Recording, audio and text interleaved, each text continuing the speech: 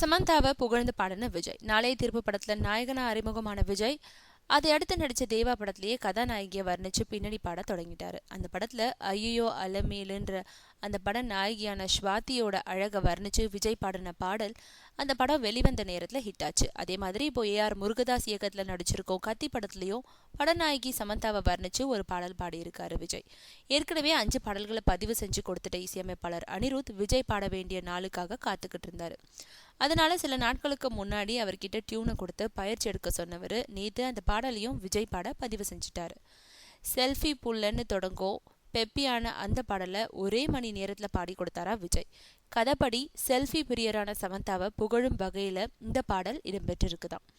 விஜய் பாடியிருக்கும் இந்த பாடலை mega hit பண்ணிடணும்னு பாடலில் புதுமையான இசை கருவிகளை இணைச்சு கலர்ஃபுல்லாக உருவாக்கியிருக்காராம் அனிருத்.